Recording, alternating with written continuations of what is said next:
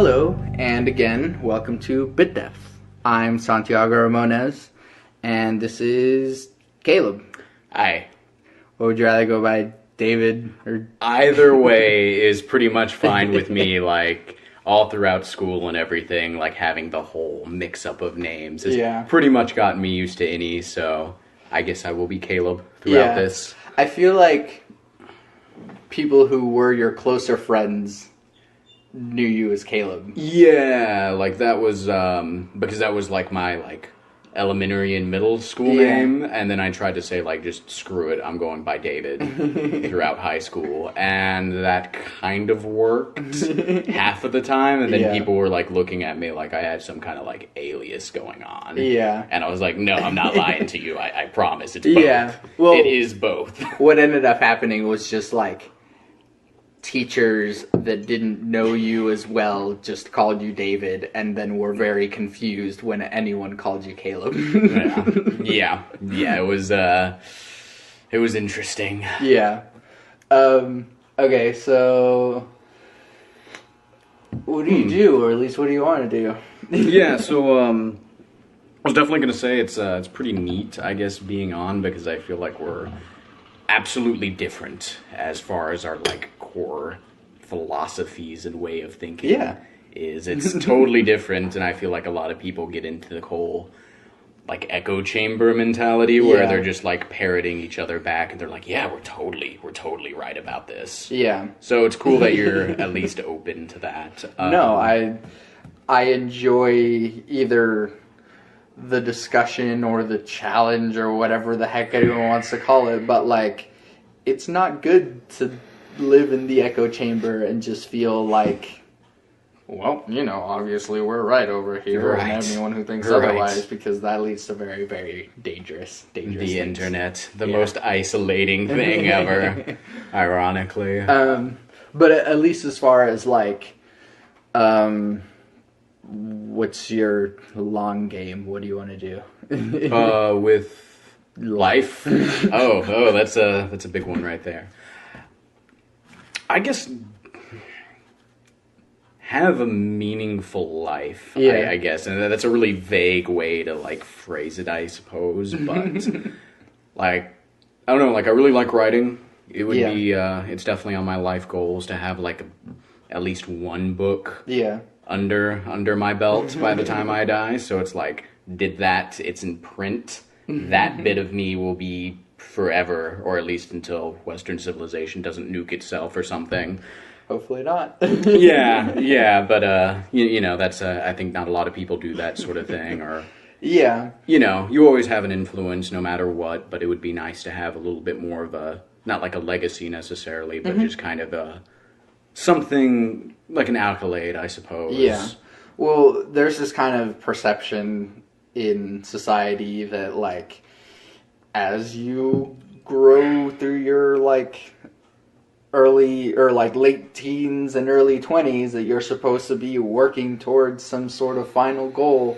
And, you know, while a lot of people that I've had on the podcast are very much like that, are you very, very much like, oh no, this is definitely where I'm going, or are you just kind of flowing a bit more? I think, I mean, that's my general life. Like, the way I've conducted my life so far is kind of like, I don't want to say whatever, because I definitely care, but it's more like I kind of just go with the flow, and it's, I guess to me, it's like, nobody really knows what's gonna happen. You know, like, you could have kids randomly, you could, like, just lose your legs, get really sick, or, like, get cancer or something, so there's not really any plan. And I don't think anyone really figures it out, is the thing. I think there's, like, this perception that, like, after I get through college and after I get that career, I will know what I am. And it's like, you're better off, but you have no clue, like, what you're doing. You're still, like, just like this kid with Play-Doh and is just, like, dumbfounded by the whole thing. And I really like that because, again, we're kind of, like, on the opposite side of that, where while I do really embrace a whole lot of, like, adapt and grow wherever life takes you, I still have, like, a well, I'm gonna finish school, and then I'm gonna do this, and then I'm gonna do this. Hopefully, if stuff goes according to plan. Yeah, no, I mean, like, definitely, I mean, I definitely have, like, the, like the, I guess, picket fence style dreams, too, like, I've got the whole, like, I want my house to look like this, I want my career to kind of be, like, in this fashion, and just kind of general, like, outlines of, like, where I'd want to be. Whether that happens or not, that's totally subject to change. Of course. So what is the, like, ideal career for Caleb? I mean, if anything, I mean, it would definitely probably, I mean, it'd be amazing to just be a writer. Mm-hmm. That would be, like, if you could just choose, like, pipe dream to the max, like, this is what is great, definitely writing, like, that, or I've always kind of had the whole, like, since I was a little kid, I was always wanting to be, like, a video game designer and, like, make the stories and everything. And I'll still, like, toy around with, like, oh, that would be a really cool idea if it was, like, this, and this. And, it doesn't really get past that exactly. But, I don't know, I love that stuff. And it'd be really cool to, like, have those things, like...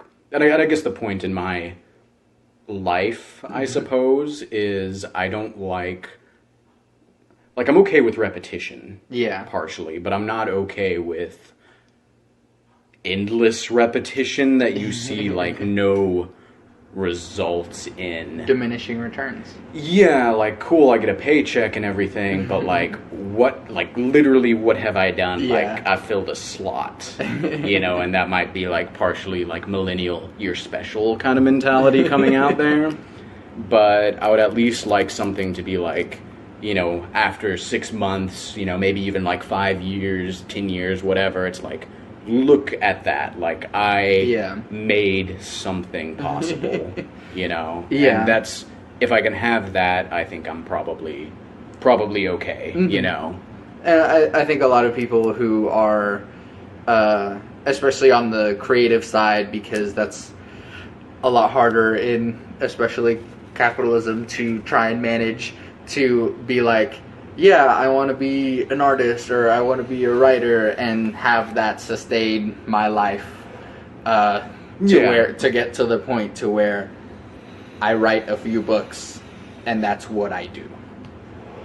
Rather than being like, I also have a day job to try and survive. And I think and I think that's really, I think a lot of people kind of get upset over, like, the I can't necessarily make money off of this thing, but there's a lot of artists who were just completely unknown. Like, I think Sylvia Plath was, like, kind of well known when she was around, and then after she killed herself, like, everyone's like, Sylvia Plath's the best. Never saw, like, would have never known that stuff was going to be, like, a huge lasting legacy. And so I think there's kind of, like, a gamble with that, like, your life may seem like it sucks because you're living the poor, starving artist, and I'm not saying that's what I want to do, but I think that's kind of the risk you take, is it's like, you could die and never understand the implications of your work, You might be discovered, like, 30 years after you're gone. And that's just how it is. So, I mean, if you really want to do it, you just kind of go with it, What kind of stuff would you write? Or will you write? Let's go with will. Yes, let's go with that one. I really like just kind of like free-form novels. Like, I really love Stephen King, and I definitely wouldn't be ripping on like his ideas and stuff, but I definitely enjoy kind of the, like, grounded craziness of that stuff. Like, it doesn't necessarily have to be strictly realistic. I really enjoy things that, like, kind of take an idea and just roll with it. Like, I think that's probably why I like BioShock and, like, Fallout, is because it's like, you just take these really out there ideas and just, like, throw them out, and you get to see, like, these characters just react in this world that's totally different, but it makes sense and it's great. And I think that's why people kind of like the zombie apocalypse theme, is it's you basically get to like reduce people to like caveman times, but with guns and technology and stuff, which is really neat. And I think that's kind of why like that genre is popular. Yeah. So. Plus, like in any of these premises, you also get to explore like the reality in it is that they're still people and they still get to like you still flesh out a sort of realistic person within the context of zombie apocalypse or whatever you're doing. I mean, I think you're like, I guess stakes, if you will, are so much higher in these like ridiculous worlds, and you get to see what makes that character who they really are. I think that's kind of like what makes like war movies and stuff so effective as a genre, is like, as terrible as the situation is, you're not just sitting on the patio like drinking tea. You've got to do something, and you've got to see like what is at the core of who you are, and crazy situations bring that out. I mean, you kind of have those moments, I think, in your life where it's like something really weird happens, and that kind of can define you as a person depending on your choices, and you may not get those choices again. What brought you to that kind of stuff? Like, I mean, you obviously don't grow up reading nonfiction to try and write like Stephen King or something. I was read to an obnoxious amount growing up, which was awesome. So like I was always around books. Like I tore through Harry Potter and all the like really young adult books, and like it was just something that was always there with me. And so I mean, like I know a lot of people will say like, oh yeah, I've been doing music for my whole life. Like they picked up the guitar while they were like 3 with the tiny little like children's plastic Walmart guitar, and that's what's made them so good, is that they've been doing that. I'm not saying that I'm excellent by any means, but I think being exposed to like that kind of stuff from that age has kind of geared me more towards that. I think everyone had a little bit of that, especially at least where we went to school or whatever, is that we all kind of everyone read Harry Potter and everyone read like that kind of stuff. But some people it sticks with them, and some people it's just like, oh yeah, it's just like a fun thing. It's just what you read whenever you're a teenager. Right. Well, and the other thing too was I think like, well, in middle school, like I was totally out of my environment. And so that kind of threw me for a loop. And so, like, I didn't really have, like, that many friends at all back then. So my summers were basically, like, I'm going to play video games, and I'm going to read. And that was the whole, that was, like, everything that I did back then. Spend more time in fantasy rather than in reality. Pretty much. Like, it was great. Like, I wish I could, and I can do that every once in a while, the whole, like, I'm literally going to spend 8 hours just, like, in bed reading a book. Like, that was awesome back then, and just, like, tearing a book and just destroying it in, like, a day was great. The joys of adulting nowadays.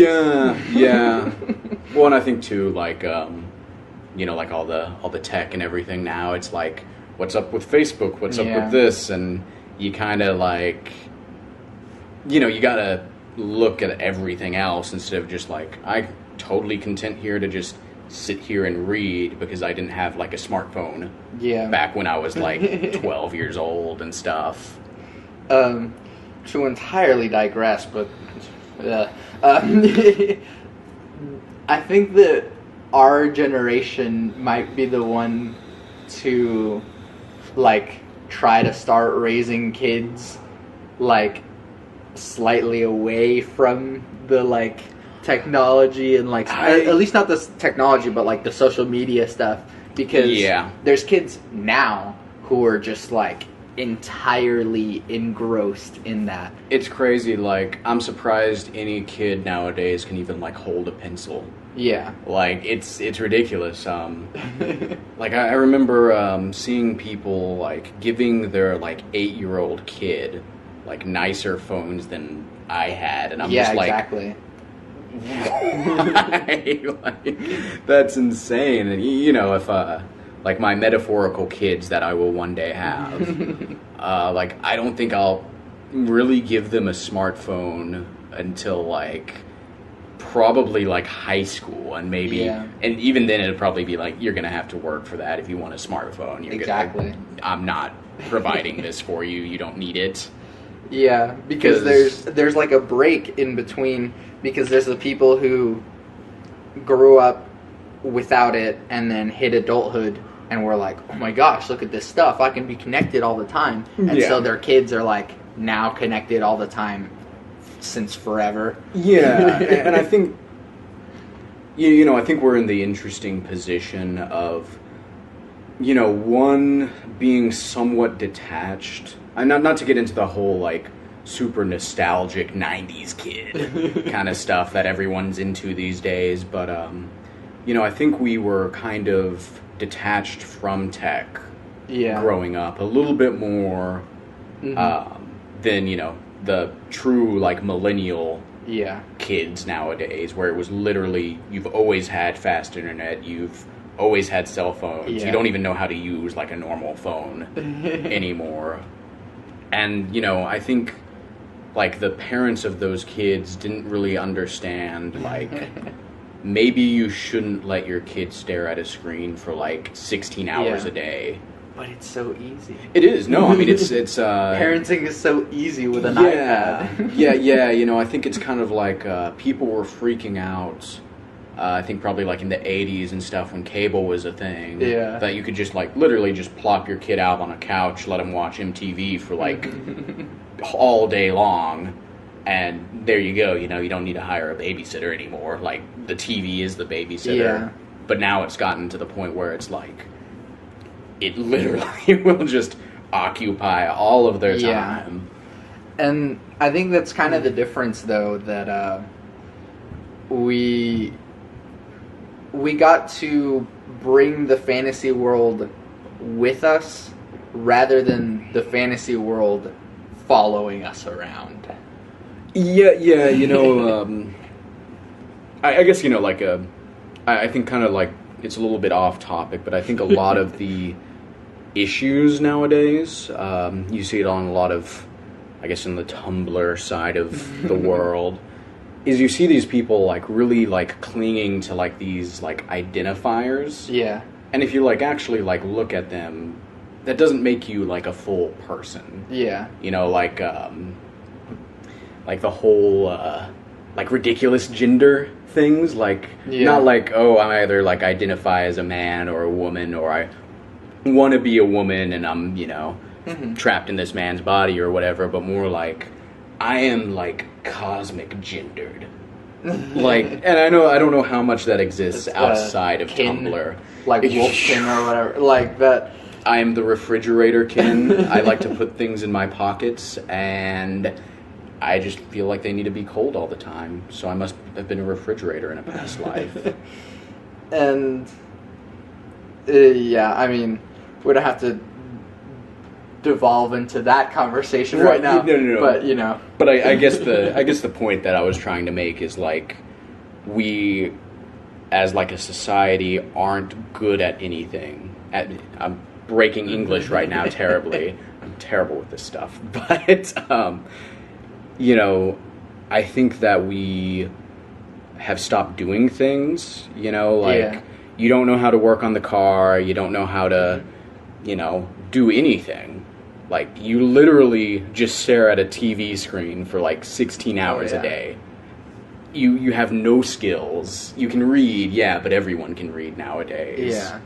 So you have no identity. And I think, you know, like, we're kind of seeing the, like, pushback from that in the form of people, like, taking on these ridiculous things that, you know, it's not something you earned.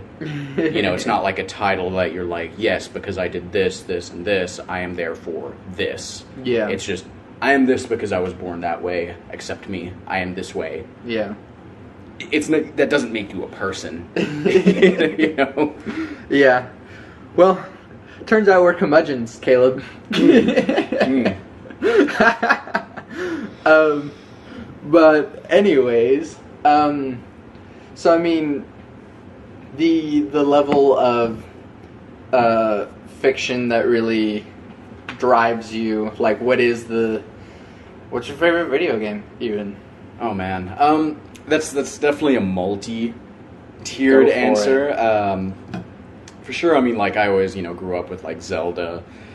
Was great back in the day. I think that's, like, one of probably, like, the 4 video games that people grew up with, back in the day. It was surprisingly not me. Yeah, well, it was like you either were, like, on that side, or you were, like, doing, like, Final Fantasy, or, Mario, whatever, So it's, like, back in the early days, it was definitely, like, that. Metroid. I loved Metroid back in the day, just because, like, the density of the world was so cool. Yeah, like, you could just scan everything, and, like, and I think that's, like, pretty much influenced, like, how I play video games now. It's like, look at all of the logs, read all of the things, and Fallout gets crazy because it's just pointless to read all that stuff, but I do it but anyways. It's there. It is, and they can be conquered. I still remember, in Morrowind, in Vivek, I think, there was a library, and I was just like, I spent a little while in there until it got to the point where I realized none of this matters. No, it's just I saved a lot of time realizing that it didn't matter. Yeah, well, but it's still interesting. Yeah. And that was before. I mean, that they didn't have audio logs, because audio logs, it's at least like, okay, press down and you just listen to it. Yeah, I can still continue killing people while a story is still unfolding. Yeah, but at least they were only like 5 paragraphs, or like some of them were ridiculous, like 15 pages in like a volume of like 20 or something. Which is what does happen in like Fallout and Elder Scrolls. Yeah. And then just totally has terrible actual storylines. Yeah. But no, it's like that. So those were kind of like my big early day video games. Recently, definitely BioShock. Pretty much probably takes the cake. Just because the world building is so neat. Just the ridiculousness of Rapture is wonderful. It's so great. Like, just the putting an ideology, just making it a game. And cranking it up to 11. Right. Is awesome. BioShock Infinite is just ridiculously trippy and great, which it makes it so much fun. The original BioShock, for whatever reason, inspired me to read Atlas Shrugged. Really? Yeah. Really? And I'm sure you disagreed with just about all of it. It made sense, and then it, like, I understood it, but I just didn't agree. Right, so not an objectivist at all, then. There are extents to which I can agree with it, and then all other extents to where I'm like, but that's stupid. Oh, okay. Not stupid, but like... You just don't think it would work in reality? Not for a sane society. That asks the question, though, is humanity sane? Which I'm gonna have to say no.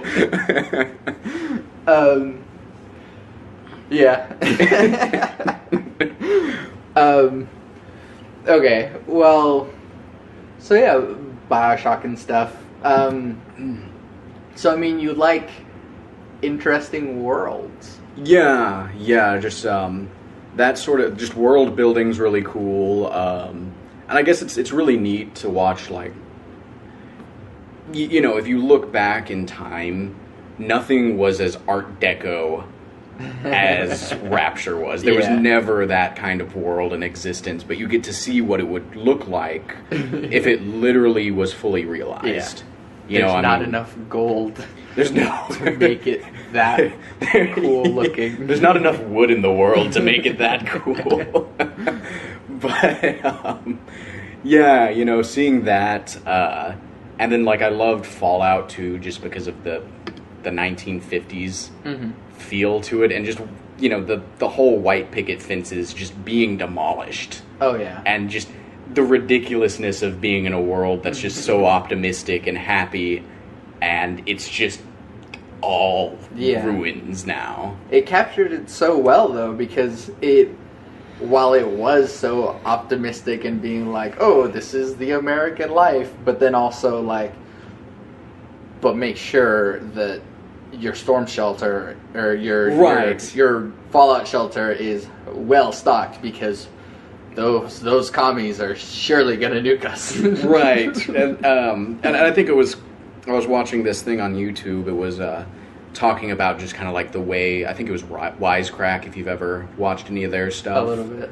And they were talking, it might have been them, I could be totally wrong, but it was basically talking about how even the fallout shelters were like presented in this like happy, like make a life for yourself in this underground bunker where you have like 5 feet of room. It's luxurious. And even then it's like, it's still happy. Yeah. Like the idea of all of Fallout, it's the world was a happy world. Yeah. Forcefully, like getting nuked is terrifying, but they're gonna make you excited about once it happens. Yeah. That kind of stuff makes me sort of excited to see what kind of worlds you would build. Yeah. No, I am definitely looking forward to that kind of thing, for sure. Can we get a hint of like something? Have you been like tossing around this idea of? So, I think kind of what made like both the BioShock series, from BioShock Infinite, the 1912s, or the early 1900s. Yeah. Having that, and then Rapture placed in the 50s, but in the Art Deco style, and then the just totally mid-century like culture of Fallout so cool was the way that it just built that world, made it fully realized and really cool. And I've thought about it is kind of just like taking what I've seen and just kind of like rolling with it. But I think a Roman world would be amazing. Like, if you could imagine a world that's like about as advanced as ours. Yeah. But if Rome never fell. Yeah. Like the architecture, like what would a Roman car look like, Well, that it's a really weird idea, and like this idea of like like heroicism and just like this just crazy like weird mix of mythology and all that stuff, but just planted in like a almost modern setting, I think would be really, really neat. Man, I'm already interested. I'm pre-ordering your book that hasn't been created yet. Yeah. But that would be, I think it would make a really cool video game world. Oh yeah. Though that would be my idea with that one. And also the intellectual property is right here. So anyone who tries to steal it, it's right here in this podcast. Right. It belongs to him. You bastards. You thieves. No, but I definitely have some plots and stuff going on with like actual more like novel stuff that's not nearly as weird at all, but I think is definitely just kind of cool situations to be in. Well, not actually cool to actually be in, but cool to look at and kind of wonder how that would be. Yeah. Oh, speaking of which, probably one of my favorite TV shows that's out right now is Rick and Morty. I love Rick and Morty. Yeah, and I think it's like this like just ridiculously absurd like adult Doctor Who. Yeah. But just with like this crazy like H.P. Lovecraft spin of just awful and wonderful at the same time. It's great. It's the coolest thing ever. It's also great because like it's extremely bad. Like it's awful but it's exactly what you expect. It's exactly as bad as you want it to be. You know what I mean? Oh, yeah. Like, I mean, you can I'm not be saying as that it's bad, but it's like... You can be as pessimistic with it as you want. Yeah, so, like, for example, like, the female world or whatever, like... They took the idea of, like, oh, what if the women were the blah, blah, blah, and then just kept going. Right. And kept going. Right. And that's exactly as bad as you would expect it to be, and that's exactly how it would be. right, where the matriarchy is actually. And so, like, yeah, you can take your pessimistic idea of, like, oh, what about a whole, like, since the multiverse is infinite, what about an entire, like, coalition of Ricks and Mortys? Rick hates the government, so he sets up his own government to make sure. It's great. It's brilliant. No, and I think that's what's really cool about it is I've noticed, like, a lot of shows, they try to make, like, rules to it, but with that show, like, there literally is no rules. There's just no...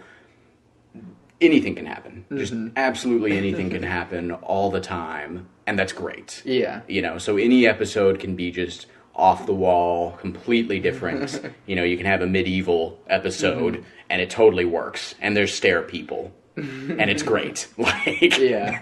It just takes your expectations away for what the world should look like, and just completely just craps all over it. But then still makes it work. No. And I think it goes back to, like, the meaning and, like, just kind of the fundamental questions of, like, what is my place in all of this? Yeah. Is there a place? Yeah. And it's kind of scary to think about because they might not have one, you know? Yeah. I recently finished reading Hitchhiker's Guide, and so, like, stuff like that is really intriguing to me lately. Right. I've only seen the movie. Oh, I would totally recommend it. Yeah. Did you watch Futurama? Yeah, I watched it every once in a while. I never, like, dove in like a lot of people did. But I definitely enjoyed what I saw. I would, like, to me, I think Hitchhiker's Guide and Futurama go hand in hand. And then, like, almost secondhand attached to that is Rick and Morty. Like... So okay. Yeah. I'm sure. I don't know. I feel like maybe Hitchhikers. Well, I say that actually. Rick and Morty is ridiculously smart at times. Oh, yeah. Like, it can be ridiculous how just insanely well thought out that show is. So maybe I'll just eat my words there with saying Hitchhiker's Guide might have been more developed. It would be tough to do that. Oh no, it is. It is so stupid and so smart, and that's what makes it so. The balance brilliant. on it is great. But it's also, like, British if you enjoy. British. No. Like, British things are great. Like, I love British humor. It's the best. Yeah. The dryness on it is just great. Which is total side note. Sure. But I read a thing. Apparently, the English accent is actually artificial. So, you know, like Shakespeare and everything? Yeah. It's meant to be spoken in, like, plain American accent. Ah. It was apparently the new rich who came up with the British accent to distinguish themselves. That's why it's so damn pompous. Yeah. No, it's literally designed to be as pompous as possible. Like, that's the point of it. That's great. Yeah, no, so Shakespeare spoke with what we'd call an American accent. Cool. Apparently. That makes it so much more digestible. Yeah, I read that somewhere and I was like, that's great. Like, I feel like my whole life is a lie now. Yeah. But also, like, I mean, any British person is immediately, like, 10 times more charming than any American. Yeah, no, I've definitely fallen into that where it's like I just immediately take them more seriously. Oh yeah, It's like, you've got that nice British accent going on. Well, you must know what you're talking about. If I had a vagina, it would be wet right now. This is just great. No, pretty much. It's great. I guess it's like the clarity on it. It's really, it just sounds nice, I guess. Also, there's a cat. Yes. Hello, Sushi. I'm just getting in the middle of everything now that he's decided to get out of the room. Okay, since we've I think people understand who you are at least a little bit. Yeah, yeah. Okay, so I always make it a point to mention religion, but it doesn't necessarily have to be religion. But what are your beliefs on the world, the universe, and everything? Life, the universe, and everything. Right. Which is a Douglas Adams quote. Okay. Yeah. I was like, that sounds somewhat familiar there. I guess to sum it up, I don't know, I'll go into varying degrees of out there stuff. Part of me is maybe the multiverse is out there and really you're just resurrected over and over and over again as yourself, and you just go through different options. And the reason your life is the way it is now is because you're riding along the average of the infinities. And you're the average you. Yeah. Part of, maybe you're the president in one world, president of the universe or something, but that's really unlikely. So you're just you. Yeah. So I go from stuff like that to it doesn't really matter because who knows? Yeah.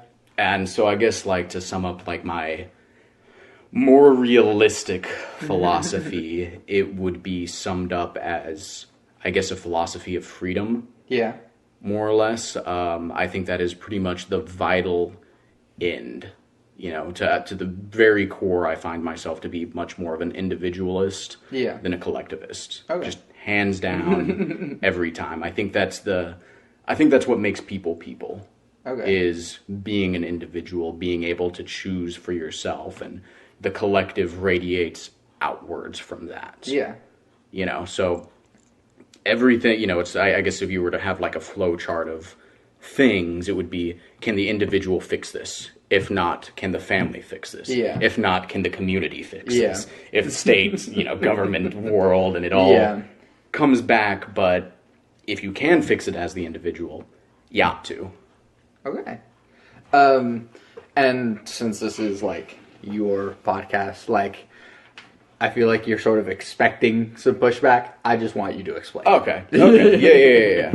Yeah, no, so like I said, I feel like freedom is the vital part of any modern society, any future nation, state, whatever it may be, must be founded upon that. And I think that's really how things progress, is through that individualism. I think having those ideas, it just makes things better. How so? Well, so if you have a group of people and they're all coming up with new and different ideas, I would like it to eventually be like a meritocracy, where you go in and the best ideas are the ones that are taken up, and we do that now.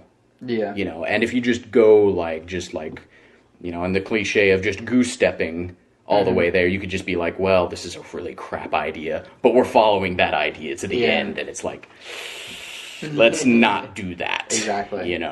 So I think that's kind of the danger of being in a collective, is you just go with the idea, you just accept your part in the collective, and you're just part of that hive mind. Yeah.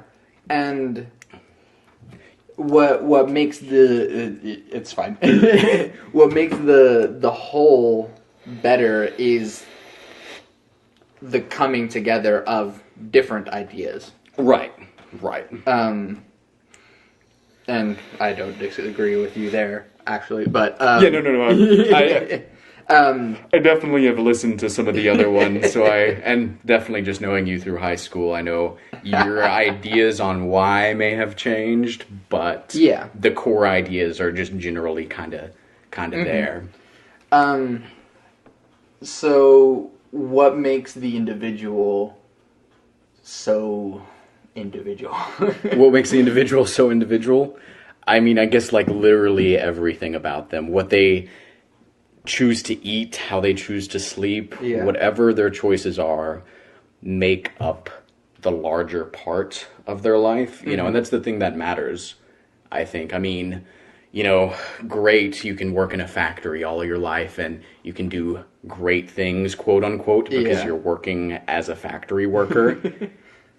But that's not, there, in no way is that fulfilling to an individual. That's, Yeah. what's the point of living if you're just another brick in the wall? Yes, Yeah. I'm going there. That's fine. But, you know, I think that's what the vital part is you playing by your own rules as much as possible. Yeah. You know, you can do whatever. If you want to be a bum, you can be a bum.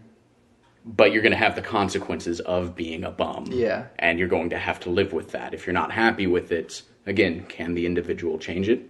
Yeah. Yeah. You know, in most circumstances, again, there's always other things that go on, but, and I think that's just kind of how you live a full human life. Yeah. Is by being an individual. I think, and I think kind of the thing that people think of when they think of individualism is they think of like the ridiculousness of modern society, of like, you know, the egotistical nature of Facebook and celebrities and all just like this ridiculous, useless stuff. But I think it's more of a culture of responsibility. Like being an individual doesn't mean like I just do a ton of drugs, go run out naked somewhere and be like, oh, I'm being free. Yeah. You know, it's more like, no, I'm going to take care of myself, my family, and make sure that I am doing what I need in order to survive and better myself. Yeah. You know, and I think that's kind of lost on modern society. And I think that's kind of what people are pushing back towards, and they're ending up going towards collectivism because they desire that like cohesive part, but it's, I think we've become not so necessarily individualistic, but just so isolated that we forget that we have like family and friends, and you know, you have to still define yourself because as a social being, you have to define yourself within a certain group. Yeah. You know, that we've lost that part.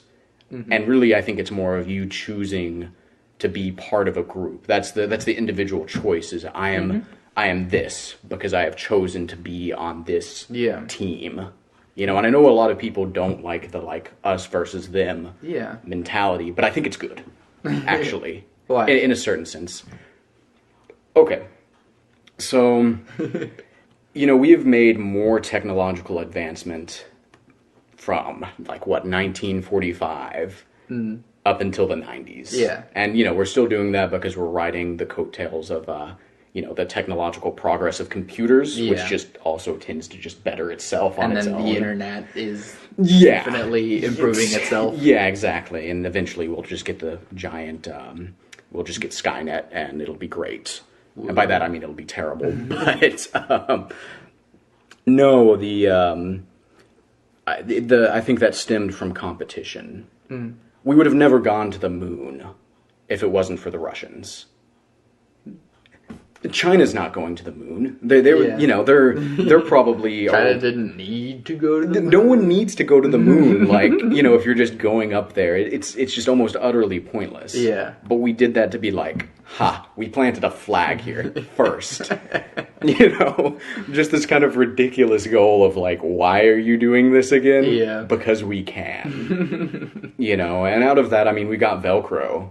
I mean, if that's not enough to justify the Cold War, then I don't know what is. But, you know, we got all of these awesome things. You know, we can have actually good rockets. Now, even though it's terrifying the fact that we can nuke something 5,000 miles away with a push of a button, you know, that's going to help us get to Mars. That's going to help us Yeah. land on asteroids and do things that we would have never invested in Yeah. without the Russians being there. Mm-hmm. And I think right now, you know, we're kind of like in this like freak out mode of like, what's up there? It's the terrorists. And like, it's this really vague, just like, okay, you know, they're not going to make us go to the moon or Mars. We're not going to go to Mars to escape the terrorists. If the communists were still around, we'd probably go to Mars to escape communism. So, you know, I think having that competition can be very good. It is risky at times, but I think it is a vital part of just human advancement. You know, it's what gives us the reason to wake up in the morning is, I'm going to beat you. I'm going to be the very best and collect them all. So, Thank you. And then, do you think there is a way of having this sort of individualist competition without getting your terrorism and without getting your potentially world-ending nukes, or do they sort of go hand in hand? I mean, I think humanity kind of rests in a perilous state, just naturally, you know, I mean, I think we're just really like a high-risk kind of species, you know, I mean, we put people on Easter Island, like way back when, like what, like maybe like 8,000 years ago? Yeah. Who cares about Easter Island? Like, it's this little tiny speck of land, and some dude is like, I'm just gonna sail off into the ocean and find something. Yeah. And they did. Yeah. And there was probably like 50,000 people that did the same thing and is just drowned, you know? And I think someone did. Right. And then they built giant some heads dudes. for some reason. Underneath, there's actually a body. Oh my, it's awesome. Yes. Yeah, people are awesome. And so, you know, I think we've always kind of been that high risk, high reward. Like, we're the only thing that can literally destroy the Earth. And we're also, like, the only thing that we know of that can bring life and seed it into other worlds and bring nothingness to life. Yeah. You know, I know that might sound egotistical as, like, a human, but, you know, a gorilla and a chimp's not going to do those kind of things. Yeah. And even... kind of one of the things I was reading is Neanderthals didn't have that, like, ridiculous tenacity that, you know, Homo sapiens had. Yeah. You don't find Neanderthals in these random islands. Yeah. You know, just these really remote locations. They were like, it's cold up there. I don't like the cold. I'm not dealing with that. You know, and they just stopped. They were like, there's a giant ocean there. I'm not dealing with that today. Oh, yeah. They just went back to bed and called it good. And they died. Yeah. You know? So I think there's always that, like, world-ending possibility Yeah. with people. And I think that's kind of what makes us special. Yeah.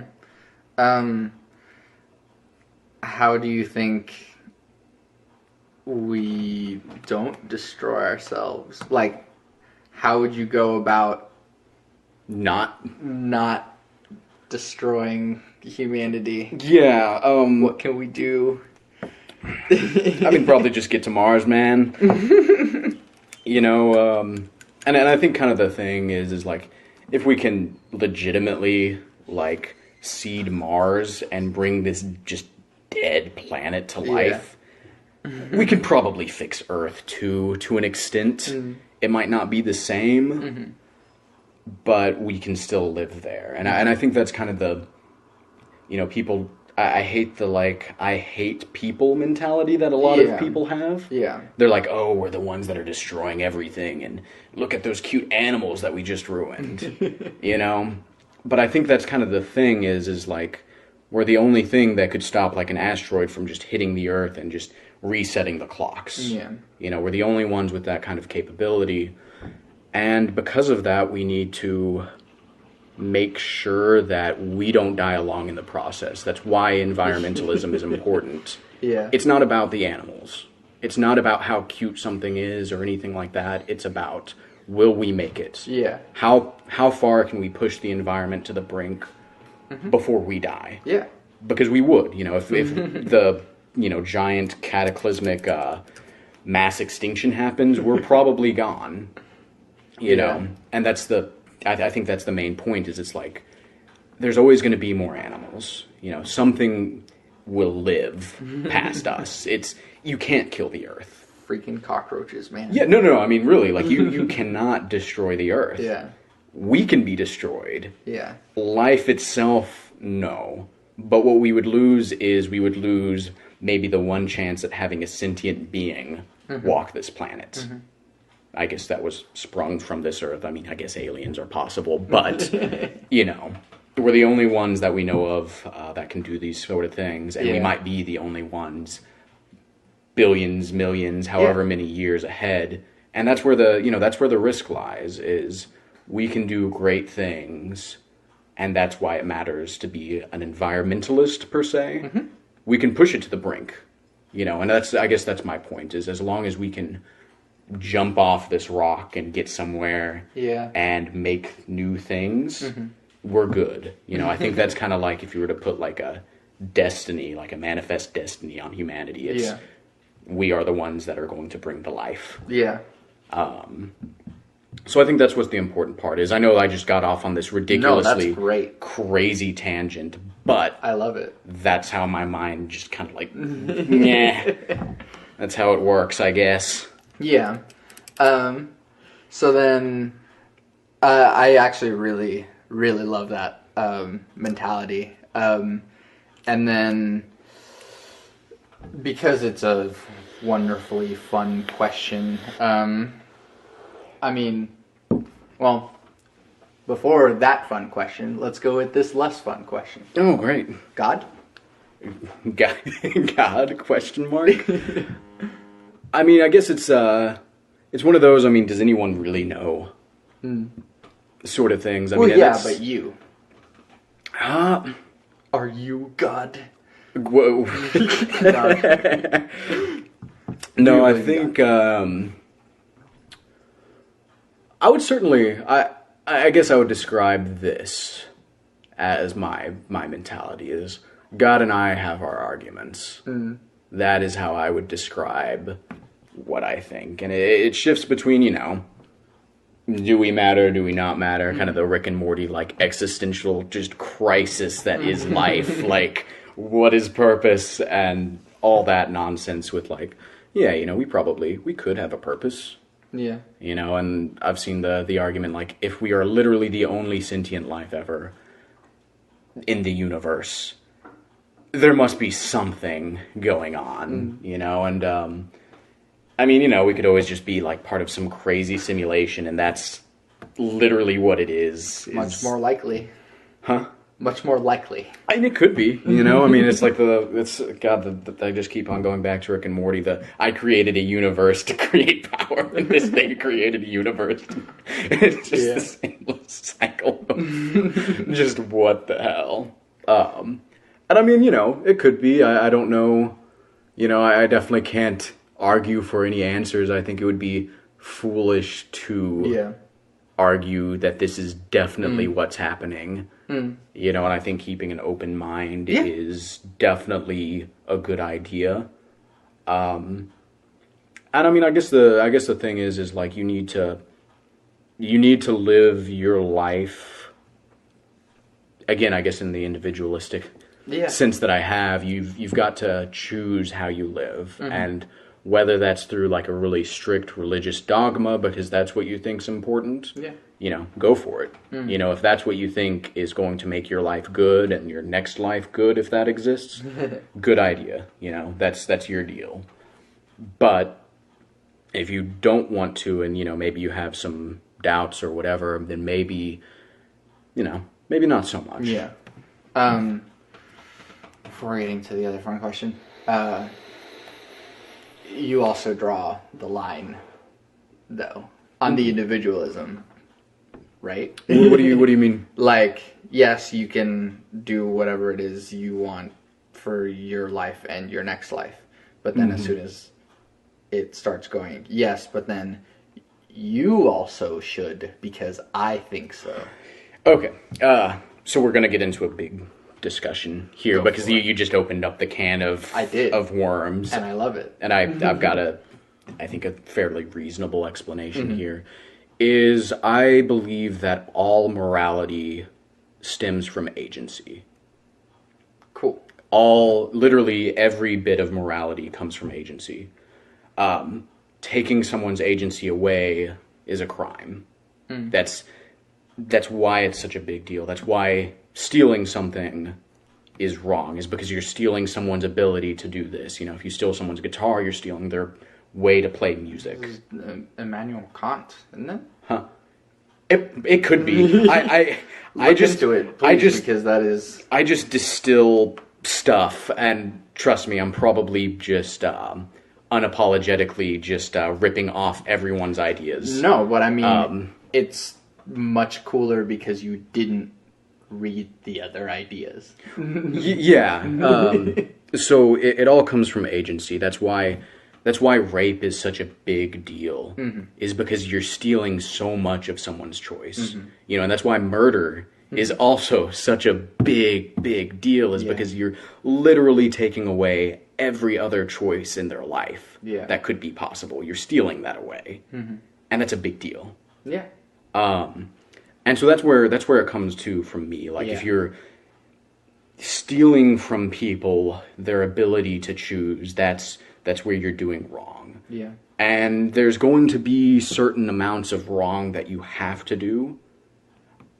And again, that's that sketchy line is, you know, where do you make that decision? And I think there's reasonable points, you know, where you can say that it's justified to do certain things. Yeah. You know, you should kill Hitler. You should absolutely kill Hitler. Screw his choice. He's taken away so many other people's choice that taking that choice away will make the world so much of a better place that you are morally obligated to kill him. You know, again, I know Hitler's just the ultimate example of absurdity. Well, yeah. But, you know, just to take it to that level, yeah. You know, so I think, again, you know, I remember back in high school, I remember I was really surprised by your ideas on, self-defense. I don't know if you still hold those ideas I don't even remember what you remember. You were, and correct me if I'm wrong, but I remember you were a complete pacifist.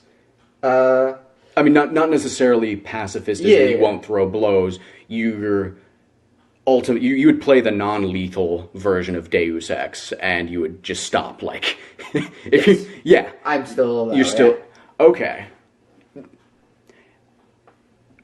Yeah, and I still disagree. No, that's fine. And that's basically because I think there's a certain amount of risk that you take in those things. You know, there's a certain amount of, you know, how much are you willing to sacrifice, and is it your place to put those things up? You know, like I remember I said, like, what if someone broke into your home, is That's on the just, usual example. a bunch of drugs on them, they're just crazy, you know, they're doing crazy things. You know, and I remember I asked you, like, would you had a gun in your house, would you blow them away? You know, and my answer is still like, do it, just done. Like I feel like, and that's that. Right, and I think there's the other. I want to emphasize this to make my logic a little bit more consistent. I think when you do certain actions, you take away your, you enter into like almost like a state of lawlessness. Yeah. You know, like as soon as you break into someone's house in a malicious way, you have crossed that line. You've gotten rid of your own agency. Right, because you are attempting to steal their agency. Yes. So that's when it just becomes just the Wild West, you know. And it is something, you know, I'm not saying, you know, if you can like definitely talk someone down from something, you know, take that. But I guess my opinion on it is, yes, you have to be prepared to do that because, you know, as, you know, I guess, you know, if you were the one with the metaphorical gun in hand, are you really the arbiter of your family's choice on whether you want to make, you know, put them at stake if he's going to do some, you know, they're going to do something crazy. And I don't think you are. You know, I think you are morally obligated to go in and make that choice. because you cannot put them up Yeah, for sacrifice. I totally see that. So that's kind of my big Yeah. big spiel on that. But yeah, no, agency is absolutely the founding principle of everything. That's There are books like philosophers have outlined that almost like exactly as you worded that. So good on you for deducing. I don't know. I mean, it's one of those things. We live in such a Yeah, there's so much information. Exactly. How much is my own? exactly. Okay, and so the second big question I was going to ask is the first one was God question mark. Mm-hmm. The second one is free will question mark. Free will. I think there is free will. I really, maybe it's my desperate need to cling on to free will to be a thing. And I think there is, I think it's foolish to take that away, to say like there is no free will, you're just a victim of your circumstances. That's it. I think that's, even if there literally is no free will, you're limiting people by saying there isn't any. It's one of those like double thinks that is almost just vital to human existence, I think.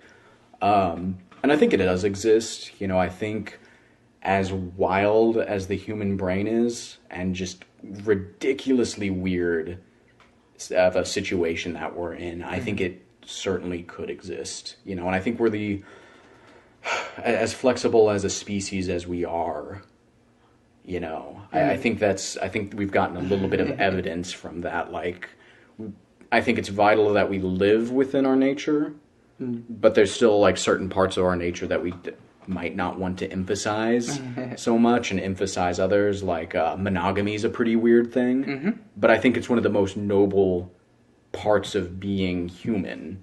The fact that you've made this choice and Contract. Right. Yeah. I mean, literally, yeah. I mean, right now, it is a literal contract. Well, I mean, yes, for marriage, but I mean... Yeah. And I think that's a noble aspect of living. I think that's something that's really, really special with people. And you don't see chimps acting that way. They never change what they are unless you really screw something up with them. But we do that willingly. Like, you got communists and you got capitalists. You've got all kinds of systems just working. And, in some ways, it's almost like, well, which is better? They're not necessarily, some of them not necessarily better. You can objectively say some are better than others. Definitely. But, the fact that we can bend ourselves to that, I think is kind of indicative of us having that, like, kind of almost like transmission of thought, that like almost like supernatural like sense, if you ever create something and you just don't feel like it's you, like it's like something just like speaking into you and you're like, that's a good idea, I'm gonna roll with it. And it's kind of, that's kind of what it is almost, is like this thing inside your head it's like the free will generator. So no, I really, maybe it's my desperation to cling on to that idea, and that kind of goes into my weird multiverse theory, is the aggregate of your choices make that happen. Is that's what it is you and the rest of the world making all of these decisions to make that possible. That's awesome. So yeah, no, I really want to believe in free will. It would be great. It would be great. And then even if it didn't exist, the question's almost pointless, because then it's like, well, my life's already determined for me. So yeah. I'm not going to jump into the fatalistic thing, but because this is your thing. But no, yeah, I mean, as much as you want to get into whatever, I'm definitely okay with pushback. Yeah, but at least for this one. So yeah, I think we've reached a good I always enjoy whenever like we get to that point to where it's like this like explosion of ideas, and then like whenever you finish, you're like, yeah, and then we laugh. Yeah. Yeah, just the amorphous blob of like, I don't even know what I just said, but it works. Yeah, exactly. So yeah, this is Caleb. I don't know if you want to say your last name. Nah, or... it's fine. Yeah, It's fine. So this is Caleb, and do you even have like some social public media that you want to, like a Twitter or something, or Instagram followers? Nope. Nah, not right now. He is a private person. Leave him alone. Well, no, maybe I was considering maybe eventually starting something up, but at the moment, I would like to keep all my stuffs on my own right now. So. Yeah. But when you do, let me know, and because then other people will know. It's great. So yeah, this is Caleb, and I'm Santiago Ramones. I said that at the very beginning. At the end of each podcast, I sort of say my quick 3-thing philosophy, which is love never fails. It's going to be okay. I might be wrong. Thanks for listening.